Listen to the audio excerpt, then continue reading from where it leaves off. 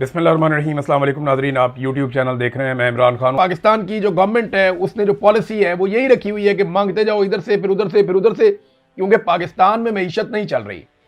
अगर इमरान खान के दौरे हुकूमत को रजीम चेंज के जरिए से इस तरह ज़ाया ना किया जाता और पाकिस्तान इलेक्शंस के जरिए चलता, चाहे इमरान खान की हुकूमत रहती चाहे किसी और की आ जाती, तो आज पाकिस्तान एक स्टेबल मुल्क होता।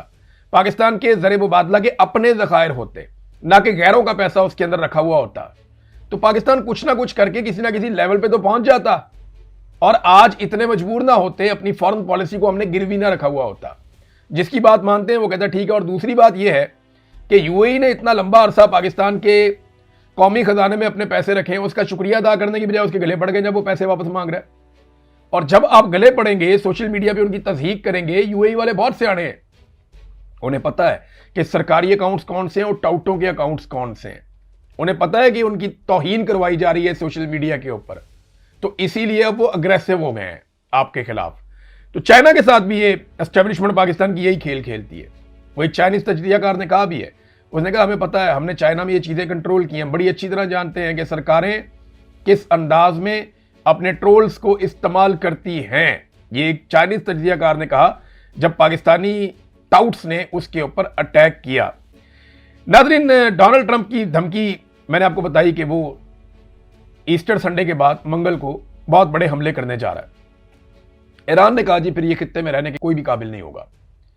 यानी अगर आप इस लेवल पे ले जाएंगे लड़ाई को, अगर ताबकारी फैली तो फिर तो कोई भी नहीं रह सकता। और अगर कोई बड़ी जंग हो गई और बहुत बड़ी तबाही हो गई तो पूरे खित्ते में होगी। अमेरिका और इसराइल के सारे मफादात यहां से खत्म हो जाएंगे। ट्रंप के जो दोनों साहबजादे हैं, दो बेटे हैं ट्रंप के, एरिक और ट्रंप जूनियर, वो दोनों खलीजी ममालिक को ड्रोन इंटरसेप्टर्स बेच रहे थे। यानी वो दिफाई साजो सामान में कारोबार भी करते हैं। ट्रंप फैमिली के बहुत सारे कारोबार हैं, ये दिफाई कारोबार भी करते हैं, क्रिप्टो कारोबार भी करते हैं, होटलिंग कारोबार भी करते हैं, प्लाजा, पता नहीं कौन कौन से कारोबार हैं दुनिया के जो ये करते हैं। तो ट्रंप के बेटे जो हैं एरिक और ट्रंप जूनियर, ये खलीजी ममालिक को ड्रोन्स इंटरसेप्टर्स बेच रहे हैं। ये न्यूज़ फोर्स की रिपोर्ट है अमेरिका से, न्यूज़ फोर्स। वो ये कहते हैं कि ईरानी हमलों के पेश नज़र इसे कन्फ्लिक्ट ऑफ इंटरेस्ट कहा जाएगा। यानी इस वक्त जो अमेरिका ने ईरान के ऊपर अटैक किया और ईरान ने बदले में मिडिल ईस्ट के ऊपर अटैक किया, अब जरूरत बढ़ गई है वहां पे ड्रोन्स इंटरसेप्टर्स की, और इनकी प्रोडक्ट्स की मांग बहुत ज्यादा बढ़ गई है। तो ये कन्फ्लिक्ट ऑफ इंटरेस्ट है कि बाप एक जंग क्रिएट करता है और बेटे उस जंग को लड़ने के लिए हथियार सप्लाई करते हैं, और मुल्क आपका बहुत दूर है, आपको उसका कोई फर्क नहीं पड़ता। लेकिन कल मैंने आपको बताया था कि हुसैन बाकरी एक तजियाकार हैं, तो दावा किया था कि अमेरिका तक मार करने वाले उनके पास मिसाइल आ गए हैं शुमाली कोरिया से, और ये 500 की तादाद में है। अभी इसकी कोई तस्दीक तो नहीं आई, लेकिन ये चीज़ें अमेरिका की जो अपनी सलामती है उसको भी खतरे में डाल सकती हैं। अगर कोई मुल्क पूरा तबाह होगा तो फिर वो दूसरे मुल्क को नहीं छोड़ेगा। इसराइल ने नाज़रीन लबनान के अंदर हमले बहुत तेज़ कर दिए हैं। अक़वाम मुत्तहिदा के सारे कैमरा सिस्टम और CCTV तबाह कर दिए हैं ताकि किसी किस्म का नुकसान देखा ना जा सके। अमेरिका ने रिक्वेस्ट की है जितनी भी सैटेलाइट कंपनीज हैं कि आप सैटेलाइट इमेजेस जारी ना करें।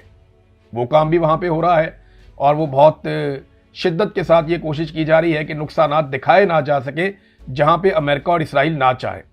बहरहाल लबनान के अंदर बड़े शदीद हमले किए जा रहे हैं, सिविलियंस को निशाना बनाया जा रहा है। इस दौरान अक़वाम मुत्तहिदा के मिशन के लिए काम करने वाले, जो अमन के लिए काम कर रहे थे, इंडोनेशिया के फौजी, वो शहीद हो गए इसराइली हमले में। अब इसमें ना तो इंडोनेशिया के सदर ने और ना ही पाकिस्तान के मुस्तकिल मंदूब जो हैं यूनाइटेड नेशन में, आसिम इफ्तिखार, इन्होंने किसी ने भी इसराइल का नाम नहीं लिया। ना पाकिस्तान ने लिया, ना इंडोनेशिया ने लिया। जिनके फौजी शहीद हुए उन्होंने भी नाम नहीं लिया। और इंडोनेशिया में रोला पड़ा हुआ है अवाम के अंदर, नौजवानों के अंदर, कि हमारे फौजी मार दिए इसराइल ने और आप इसराइल का नाम तक नहीं ले रहे। और यही काम पाकिस्तानी मुस्तकिल मंदूब ने भी किया, उन्होंने भी मजम्मत तो की गोल मोल, लेकिन इसराइल का नाम नहीं लिया। इसराइल के कौमी सलामती के वजीर ने बड़े फखरिया अंदाज में मीडिया के सामने आकर यह अनाउंस किया है कि हमने सुर्ख रंग के कपड़ों के ऑर्डर दे दिए और ये कपड़े पहनाए जाते हैं इसराइली कानून के मुताबिक, जिन्हें फांसी दी जा रही होती है या सजाए मौत दी जा रही होती है। तो उन्होंने कहा जी हमने सुर्ख रंग के कपड़ों के ऑर्डर दे दिए और फांसी घाट जो हैं वो तामीर किए जा रहे हैं बहुत तेजी से। क्योंकि मैं आपको ये बताऊं कि इसराइल ने कानून पास किया है कि फ़लस्तीनी कैदियों को फांसी दी जा सकती है, उन्हें कत्ल किया जा सकता है, सजाए मौत दी जा सकती है। उन्होंने अनाउंस कर दिया, दुनिया में रोला पड़ा हुआ है। अब वो ये कहते हैं कि हमने सुर्ख रंग के कपड़ों का भी ऑर्डर दे दिया है और फांसी घाटों की तामीर भी हो रही है। वो कैदी अब रातों को सो नहीं सकेंगे जो हमारे पास है। सवाल ये पैदा होता है कि पाकिस्तान ने इस पे क्या किया। पाकिस्तान तो गया था बोर्ड ऑफ पीस में कि इसराइल को जुल्म करने से रोकेगा, लेकिन पाकिस्तान तो जुल्म का हिस्सा बन गया। ये अफसोस की बात है और मैं इसलिए कह रहा हूं कि बिलवास्ता हिस्सा बन गया कि बोर्ड ऑफ पीस में आप नेतन्याहू के साथ बैठे हुए हैं। जब से आप बोर्ड ऑफ पीस में गए तब से पीस आ ही नहीं रहा।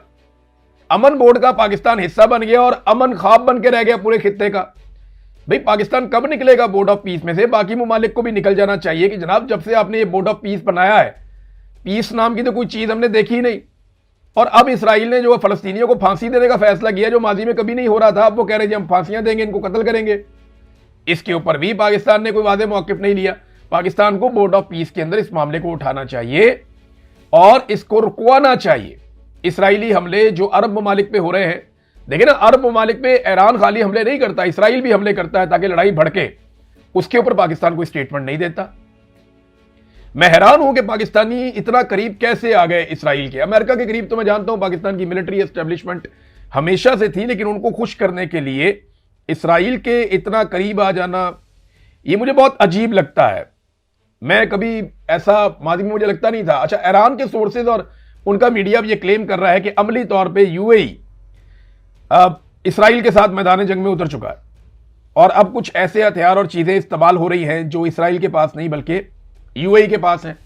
जैसा कि मैंने आपको बताया कि वो एक ड्रोन है विंग लॉन्ग 2, उसके बारे में दावा किया गया ईरान से कि वो 2 ड्रोन पकड़े गए हैं, यानी वो मारा और उसका मलबा मिला तो पता चला कि वो विंग लॉन्ग 2 है।